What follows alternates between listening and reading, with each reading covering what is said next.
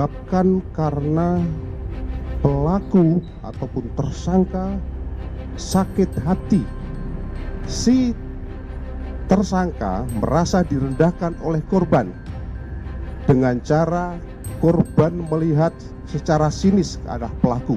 Saya kaget ya dengar katanya suami saya sinis, katanya suami saya meludahi gitu. Enggak, yang ada kebalik ya. Dengan ancaman hukuman untuk pasal 338 KUHP yaitu maksimal 15 tahun. Sedangkan untuk pasal 354 ayat 2 KUHP dengan ancaman hukuman selama 10 tahun. Nggak terima kalau cuma 15 tahun ya, minimal 20 tahun lah gitu. Minimal 20 tahun. Minimal 20 tahun. Yang nggak bisa berkata-kata apa lagi ya gitu kan. Rasanya saya pengen dihukum mati langsung di situ. Itu yang mau saya sampaikan langsung ke dia, udah deh. Halo Sobat Kompas TV, berjumpa dengan saya Jocelyn Valencia.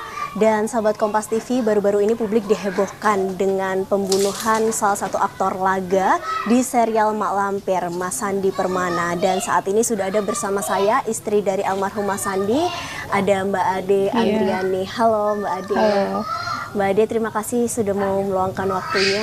Sebelumnya Kompas TV mengucapkan bela sungkawa, berduka cita yang sebesar-besarnya atas apa yang menimpa Mbak Ade dan juga keluarga. Mbak Ade, sebetulnya kronologi kejadiannya itu seperti apa? Kalau kronologi kan saya taunya langsung dari warga ya, karena kan saya nggak tahu pastinya karena saya masih di rumah. Tahu-taunya saya udah dipanggil gitu, disuruh ke rumah sakit. Saya tanya kenapa, dibilangnya enggak, Om Sandi jatuh, dibilangnya aja kayak gitu kan, dibilang jatuh. Ya udah saya keluar, pas saya lihat di motor suami saya penuh darah. Saya bilang kenapa? Enggak, jatuh. Ya udah saya langsung buru-buru ke rumah sakit kan. Pas ke rumah sakit saya lihat suami saya itu udah terbaring gitu, udah dengan penuh darah gitu. Penuh darah, terus saya ajak bicara, cuman dia masih belum respon kan. Saya tenangin, saya bilang kuat ya, saya bilang gitu kan. Terus dia respon, cuman ngangguk aja gitu. Saya tenangin lagi, saya mau tanya, ini pelakunya siapa? Dia mau ngomong, cuman nafasnya kan udah setengah sadar. Lalu dirujuk ke rumah sakit kedua.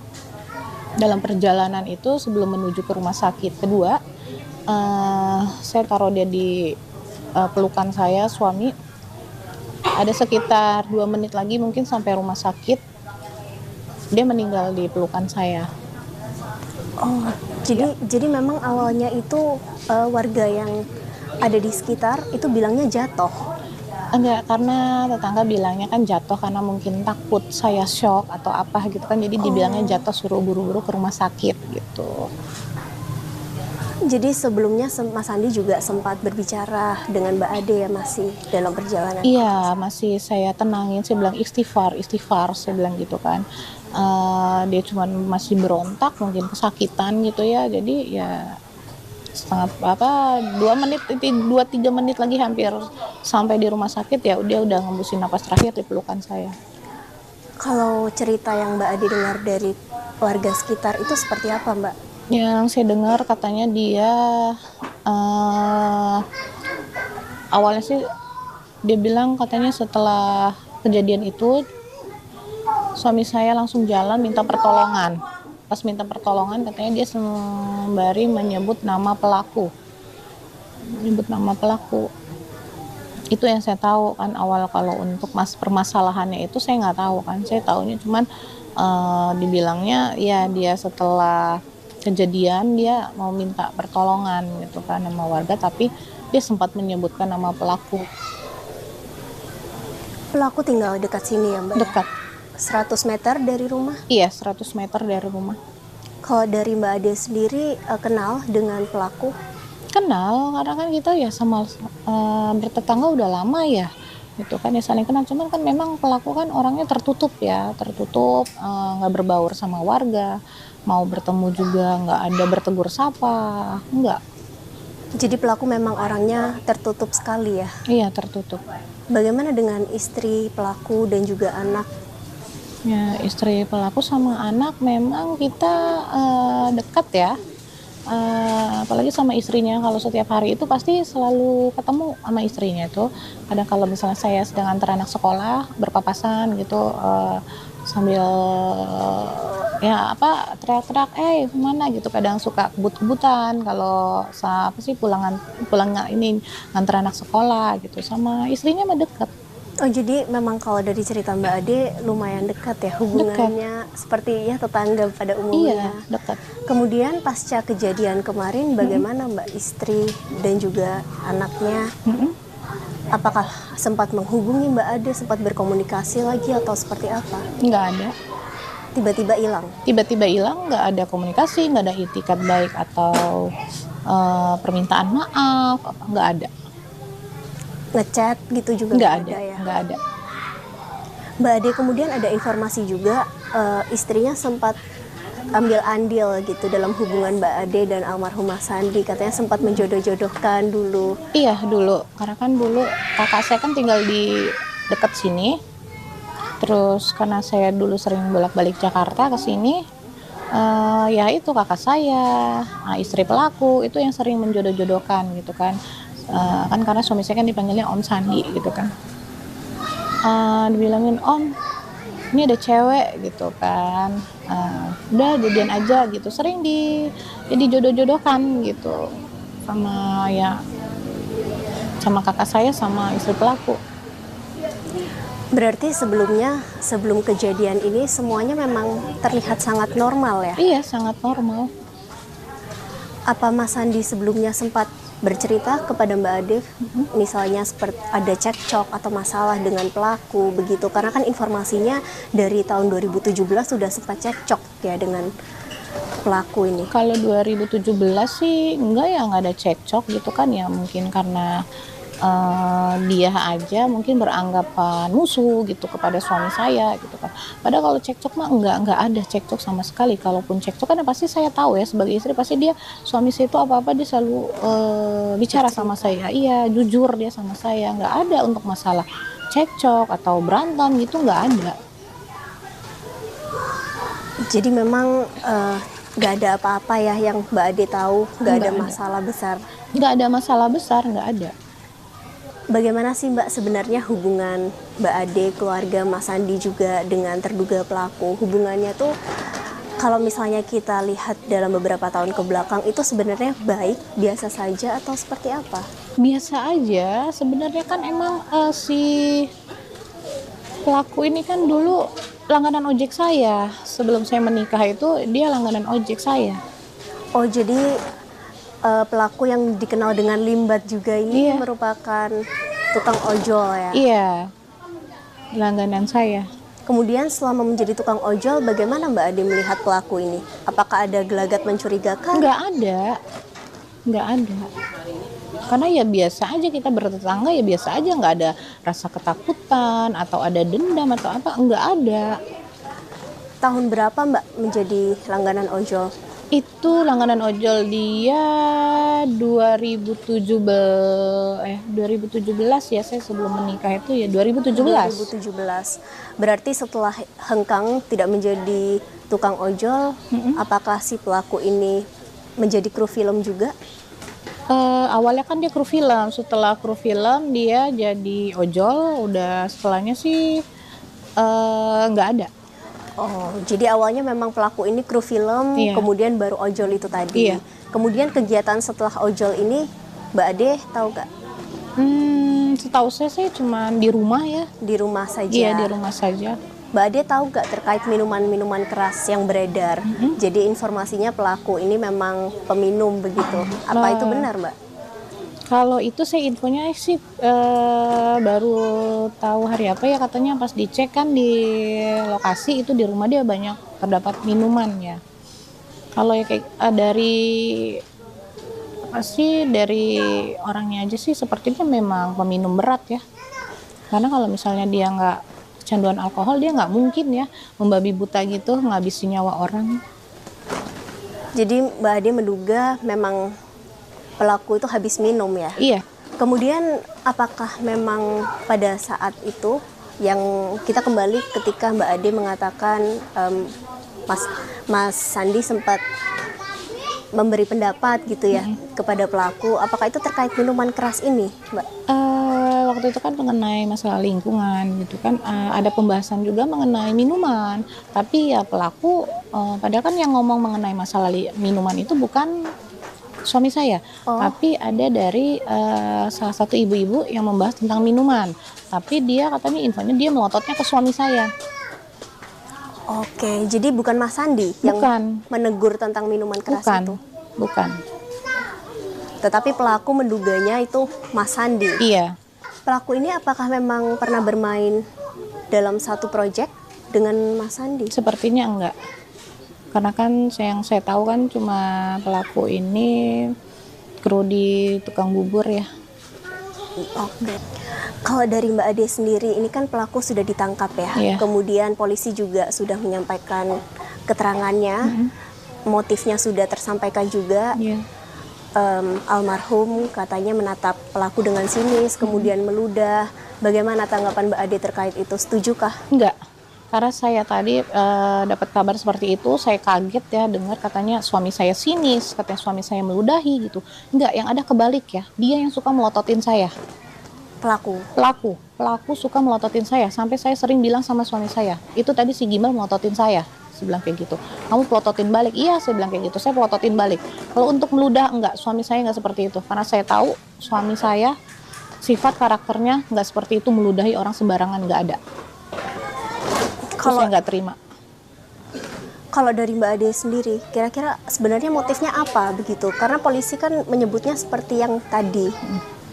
Ya kalau motif ya kan nggak tahu ya, karena kan memang nggak ada, maksudnya nggak ada ribut besar atau cekcok masalah apa gitu kan, karena cuman kayak waktu rapat warga aja cuman perbedaan pendapat, udah itu aja. Itu perbedaan pendapatnya terkait apa? Terkait minuman keras kah, Mbak Ade? Iya, waktu itu terkait minuman. Itu bagaimana ceritanya? Apakah Mas Sandi sempat menegur kemudian Enggak, pelaku karena tidak terima? Permasalahan itu, permasalahan lingkungan, terus si pelaku melotot ke suami saya, dia melotot, terus suami saya tanya kenapa melotot gitu ya, cuman intinya permasalahannya cuma di situ aja, nggak ada yang cekcok besar gitu sampai ribut besar, nggak ada. Itu kapan, Mbak? Itu di Oktober. Oh, udah lumayan lama ya. Iya, tahun lalu. Kemudian pas kejadian itu, apakah memang Mas Sandi sedang memberi pakan ternak atau bagaimana, Mbak? Iya, karena kan dia kebiasaan tiap pagi itu rutinitas dia, kalau setiap pagi dia kasih pakan ternak. Oh begitu, naik sepeda motor kah? Iya, pakai motor listrik. Karena keterangan dari polisi itu kan juga menyebut Mas Sandi menggunakan motor listrik tetapi berhasil dikejar pelaku. Padahal itu kan sebenarnya Mas Sandi sedang naik motor ya. Iya, berarti kan dia memang sudah ada unsur ini ya, pembunuhan berencana ya. Gitu. Karena kan saya lihat dari fotonya itu dia menusuk itu karena posisi suami saya masih ada di atas motor. Oh, posisinya di atas motor? Iya, posisi suami saya masih ada di atas motor, dia langsung tusuk di bagian kepala. Oh. Jadi memang Mbak Ade menduga ini pembunuhan yang sudah direncanakan, yang sudah direncanakan. Iya. Mbak Ade, sekiranya nanti Mbak Ade bertemu dengan pelaku, apa yang ingin Mbak Ade sampaikan? Ya saya mau ngomong, karena saya nggak terima apa yang dia utarakan ke polisi ya, katanya main ludah gitu, sinis, enggak. Saya nggak terima gitu kan ya. Saya mau ngomong sama pelaku. Bingung ya kalau saya mau ngomong sama pelaku itu yang nggak bisa berkata-kata apa lagi ya gitu kan, rasanya saya pengen dihukum mati langsung di situ, itu yang mau saya sampaikan langsung ke dia, udah deh mendingan nggak usah hidup deh gitu. Kesel ya saya kalau udah ngeliat pelaku itu, saya sampai di TV udah keluar muka pelaku itu saya nggak mau, saya ada rasa ketakutan ngeliat muka pelaku karena saya inget langsung sama almarhum suami saya. Mbak Ade kapan rencananya berjumpa dengan pelaku, Mbak? Ada rasa bertemu nanti ya, cuma nggak tahu ya nanti apakah nanti saya bisa nahan emosional saya gitu kan ya. Itu yang lagi saya jaga ya, emosional saya bisa kejaga atau enggak nantinya ketemu pelaku. Karena sampai sekarang saya yang melihat muka pelaku itu kesel gitu ya, udah emosi banget gitu ya, tega gitu. ngabisin suami saya gitu ya. Dia nggak pikir panjang gitu ya untuk masa depan anak saya, kan dia juga punya anak gitu kan. Apa dia nggak mikir nanti nasib anak dia juga seperti apa gitu kan, karena kan yang anak dia sekolah gitu kan, gimana nantinya gitu kan, apa nanti malu gitu kan punya ayah yang seperti itu. Apalagi saya sekarang jadi orang tua tunggal untuk anak-anak gitu kan, berat banget buat saya. Anak-anak ya udah nggak ada ayahnya lagi kan, masih butuh sosok seorang ayah ya, masih kecil-kecil. Iya, masih kecil-kecil ya, mungkin nanti kedepannya ya saya harus fokus ke anak-anak udah. Pasca kejadian, kegiatan sehari-hari seperti apa Mbak Ade? Berasa sekali ya? Iya, berasa sekali, karena kan biasanya tiap pagi dia tuh selalu tanya, ya mau kerja bawa mobil nggak? Karena setiap saya kerja, mobil itu dia yang siapin, dia yang panasin gitu kan. Jadi saya tinggal jalan gitu. Ya berasa karena kan masih ini, jadi saya belum bisa kerja ya, masih mau minta keadilan dulu ya. Pasca kejadian ini, Mbak Ade seperti apa? Dibantu siapa merawat anak-anak? Ada omahnya ya, ada neneknya ini yang lagi ngebantu jagain anak-anak. Anak-anak tahu nggak Mbak atas kejadian yang menimpa ayahnya? Anak saya yang pertama sama yang kedua yang tahu. Kalau yang ketiga kan mungkin masih kecil ya, jadi dia belum paham. Bagaimana respon mereka Mbak Ade? Kalau yang nomor 2, dia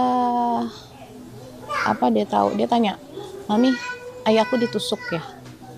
Saya tanya, "Kamu tahu dari mana?" "Dari orang-orang." Gitu. Jadi kemarin sempat pelaku datang untuk mengambil barang bukti, anak saya teriak ke pelaku, "Nanti kalau sudah besar, saya tusuk kamu, karena kamu udah nusuk ayah aku." Katanya gitu. Jadi mereka tahu ya, Tahu. hanya yang kecil ya, yang mungkin belum. Iya, kalau yang kecil dia belum paham, kalau yang kecil ditanya ayah mana, kerja. Sampai sekarang taunya masih kerja. Kerja, iya. Tadi Mbak Ade sempat menyebutkan bahwa pelaku sempat datang untuk mengambil barang bukti, itu datang ke rumah. Barang buktinya disembunyikan di mana? Barang bukti katanya sih infonya kan disembunyiin di selokan ya. Di selokan dekat rumah? Ya, dekat rumah dia di bawah gapura katanya gitu. Disembunyiin di sana. Pelaku itu kan dikenal sebagai Nanang Gimbal, Nanang Iya. Irawan atau Nanang Gimbal karena rambutnya yang begitu lebat begitu. Pelaku menghilangkan bukti dengan potong rambut Mbak Ade? Iya. Karena kan sebelum pergi kan dia itu masih gimbal rambutnya. Tapi setelah ditangkap rambutnya sudah dipotong kan, dia berarti kan dia ada niat ya untuk mengelabui petugas gitu kan, karena mungkin semua media udah pada tahu ciri-cirinya, masyarakat udah pada tahu. Jadi kan dia untuk menghilangin jejaknya ya dia potong rambut. Bagaimana Mbak Ade biasanya keseharian apa yang berasa sekali berubah? Berasa banget ya dari bangun tidur, biasanya kan selalu itu ya, bangun tidur tuh saya selalu nengok, lihat suami gitu kan, lihat suami, lihat anak-anak. Saya sudah tahu rutinitas suami saya tuh kalau misalnya bangun pagi pasti dia ke kamar mandi gitu kan. Lama dia kalau di toilet itu sambil scroll TikTok gitu, itu kebiasaan dia tiap pagi.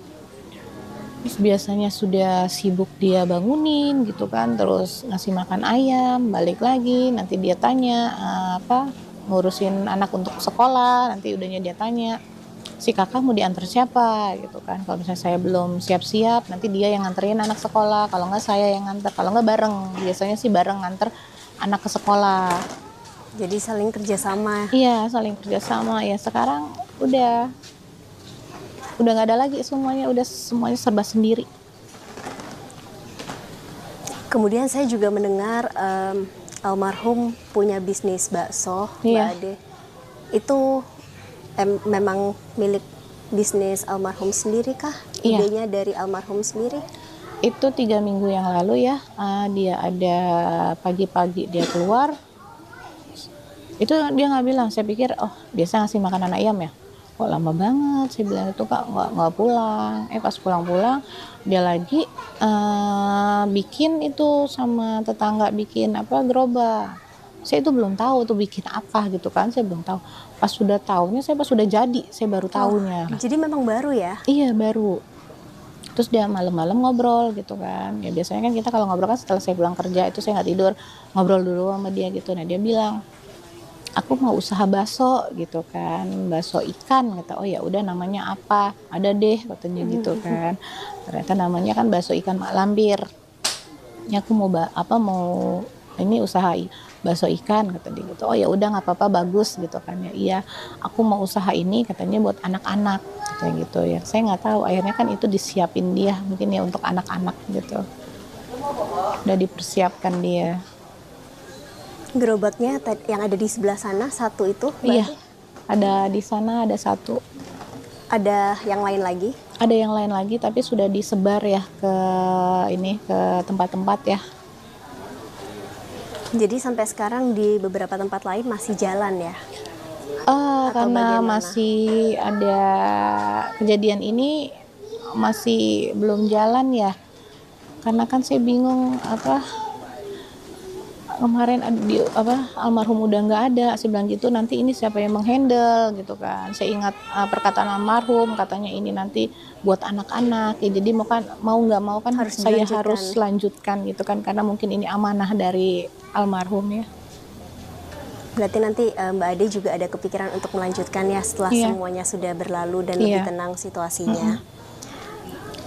Berarti keseharian almarhum setelah tidak bermain film itu tadi ya, biasanya memberi makan ternak, kemudian bekerja sama membantu rumah tangga bersama Mbak Ade, dan yang terbaru itu bisnis bakso. Bisnis bakso. Biasanya dia yang ngantar saya kerja gitu kan. Nanti kalau saya pergi-pergi dinas itu dia selalu menemani.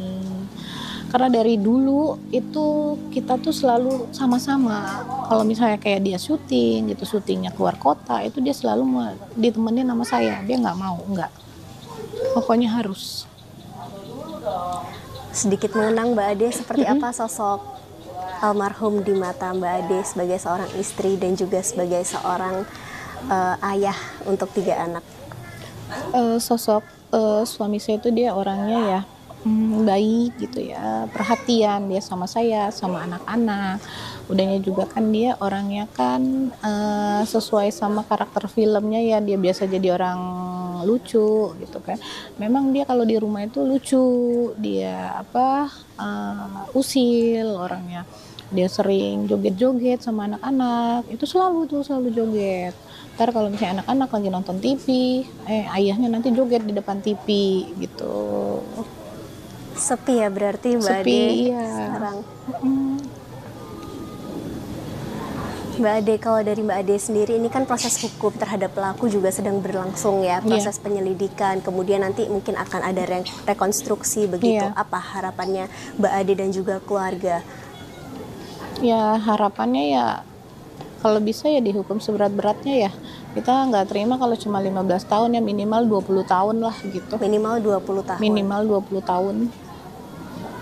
Dan bagaimana jika nanti apa yang Mbak Ade harapkan tidak sesuai, akan ada langkah berikutnya? Ada langkah berikutnya, mungkin nanti saya serahkan semuanya ke kuasa hukum. Biar nanti kuasa hukum saya yang bertindak ya. Mbak Ade, terima kasih banyak untuk waktunya. Semoga sama-sama. Kasus ini juga bisa terselesaikan dengan baik. Amin. Semoga apa yang diharapkan Mbak Ade dan juga keluarga juga bisa terkabul. Amin. Dan proses hukum berjalan sebagaimana mestinya. Amin, amin. Salam untuk anak-anak Mbak Ade. Terima kasih. Iya.